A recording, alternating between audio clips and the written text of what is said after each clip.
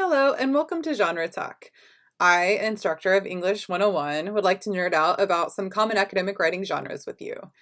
Basically, I know that as soon as you step into a classroom, you're going to be given an assignment sheet with asking you to write in a specific genre, which you may or may not have written in before, and I'd like to just give a brief overview of a few genres to help you out. Okay, so today I want to talk about reflective writing.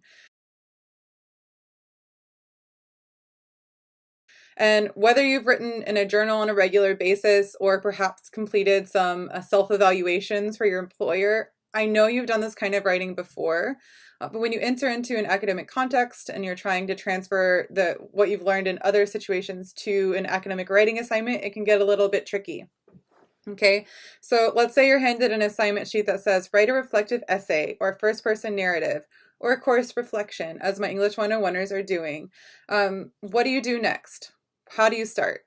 As always, my advice as an instructor is to make sure you really clearly understand the parameters of your assignment in this specific class. This means talking to your professor, asking any questions that you have, and just really rereading that assignment sheet, keeping it with you at all times, sleeping with it. Right.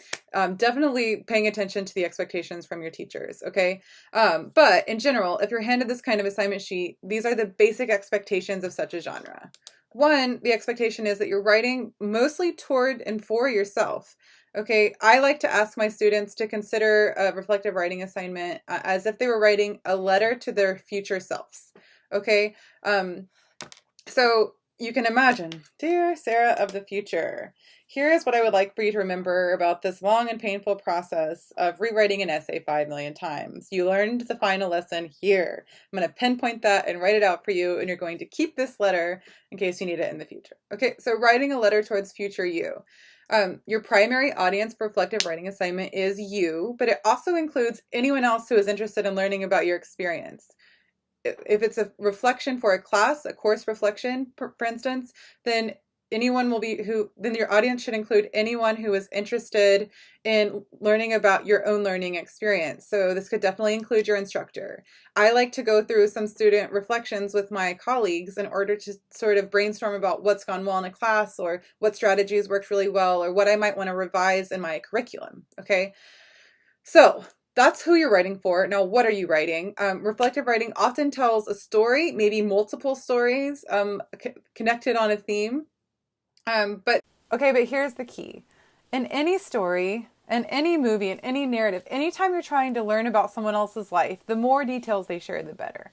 So not just, that was a hard assignment, but, I really hit a roadblock when I was trying to develop my thesis because I wasn't quite sure how that should be formatted. Okay, whatever the specific detail is, I know, really juicy story about writing an English 101 paper, right? Whatever the story is, the more details, the better. In English 101, in our reflection assignment sheet, we asked for evidence, specific textual evidence even, meaning quote yourself. Other teachers might call this artifacts or might just say specific sensory details, okay? How are you going to let someone into your life and let them see what you have seen and really give them a detailed sense of what you've experienced, okay?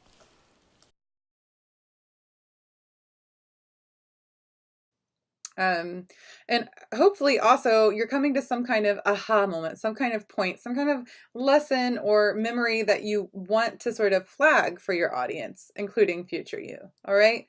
Now, how are you doing this and in what kind of tone and using what kind of language?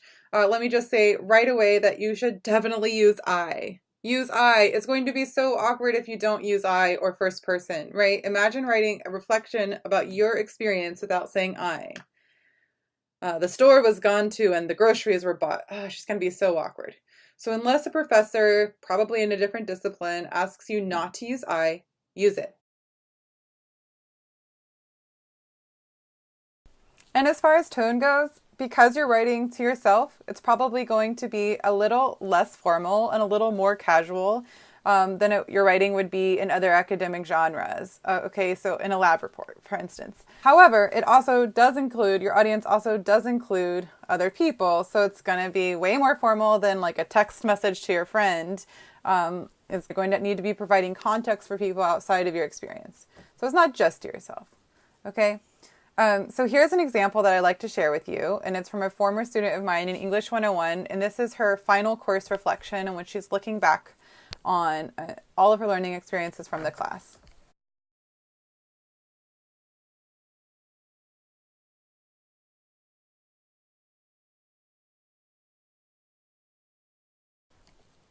What I really like about this is that the student highlights a specific learning moment.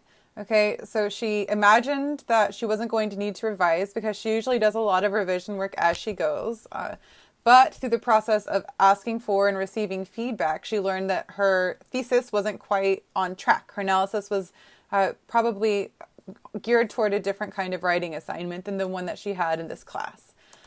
So I love this. Even though I did a lot of work on it, it seemed lacking, like something was missing, and I got feedback and it opened my eyes. And then she describes how she sort of did an about face and ended up writing a really successful writing project. Whether it be a moment of success or a moment of frustration that you're writing about, looking at either or all of these examples honestly is going to be key, and it's going to make for better reflection and for better reading and a better grade. Okay?